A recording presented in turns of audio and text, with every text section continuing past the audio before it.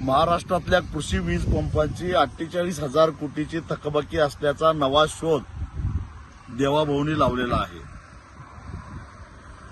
हा एक मोठा घोटाळा आहे. याचं कारण गेली अनेक वर्ष महाराष्ट्राचं ऊर्जा खातं आणि त्या ऊर्जा खात्याच्या अंतर्गत येणारे महापारेषण असेल, महाजनको असेल, महानिर्मिती असेल, त्या सगळ्या कंपन्या त्यांच्याच नेतृत्वाखाली काम करताना दिसत आहेत. आणि ही जी थकबाकी आहे, ही थकबाकी म्हणजे इतर क्षेत्रामध्ये जी काय विजेची चोरी होते त्या वीज चोरीचा हिशेब लागत नाही, शेतकऱ्याच्या नावावर टाका, अशा पद्धतीचा हा सगळा हिशोब आहे. कारण शेतकऱ्याला हॉर्स पॉवरवर म्हणजे अंदाजानं वीज दिली जाते. म्हणजे जे इतर वापरत नाहीत ती उरलेली सगळी वीज शेतकऱ्याच्या नावावर टाकायची, चोऱ्या सगळ्या शेतकऱ्यांच्या नावावर खपवायच्या आणि शेतकऱ्यांनी एवढी एवढी वीज वापरली असं रेकॉर्ड तयार करायचं, असं गेली अनेक वर्ष चालू आहे. देवाभाऊ जेव्हा महाराष्ट्राचे उपमुख्यमंत्री होते, ऊर्जा खातं त्याही वेळा त्यांच्याकडेच होतं. मी एकदा त्यांना भेटलेलो होतो आणि त्यांना विनंती केली की आमचे शेतकऱ्यांची काही थोडीफार त्यावेळी दुष्काळ सदृश परिस्थिती होती, थोड्याफार थकबाकी राहिल्या आहेत, विशेषतः मराठवाड्यातल्या आणि विदर्भातल्या.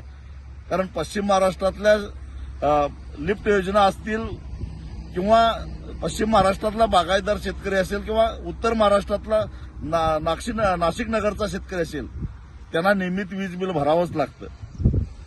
पण बाकीचे जे थकबाकीदार आहेत त्यांना एकदा काहीतरी योजना आणा सवलतीच्या दरामध्ये. यापूर्वीच्या सरकारने ज्या पद्धतीनं वीज बिलं संपून टाकलेली होती तशी एक योजना आणायची विनंती करायला मी गेलेलो होतो.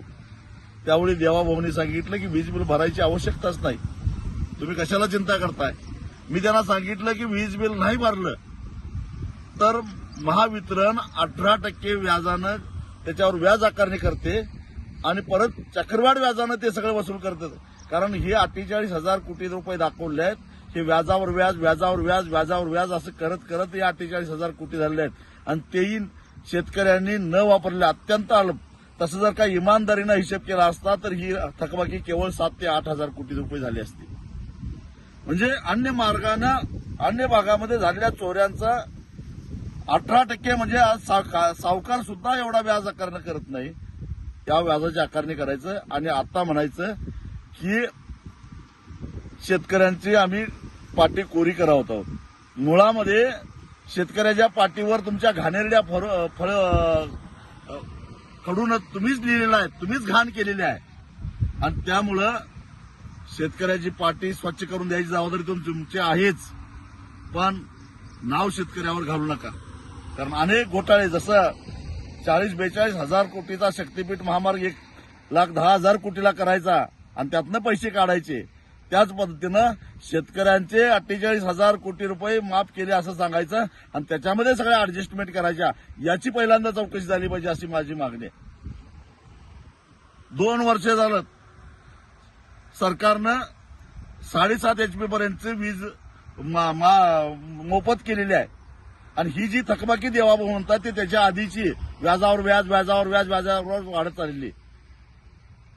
ही पाटी कोरी करताय म्हणजे शेतकऱ्यावर काही उपकार करत नाही. या ऍडजस्टमेंटची खरं तर चौकशी व्हायला पाहिजे. कारण हा सारा घोटाळा काय, तुम्ही शेतकऱ्याला दिवसा वीज द्यायच्या नावाखाली जे कुसुम योजना आणि अन्य योजनेच्या माध्यमातून जे सोलर प्रकल्प राबवलेले आहेत, त्यासाठी खरेदी केलेले सोलर पॅनेल त्याची खरी किंमत किती आहे आणि ते महावितरण महापारेषणच्या महाजनकोच्या माध्यमातून कितीला खरेदी केल्यात याची चौकशी झाली पाहिजे. आणि ही सगळी चौकशी झाली तर ज्या 70,000 कोटीच्या सिंचन घोटाळ्याचा गाजावाजा करून देवाभाऊंनी 2014 साली सत्ता हस्तगत केली, त्याच्यापेक्षाही मोठा घोटाळा बाहेर आल्याशिवाय राहणार नाही.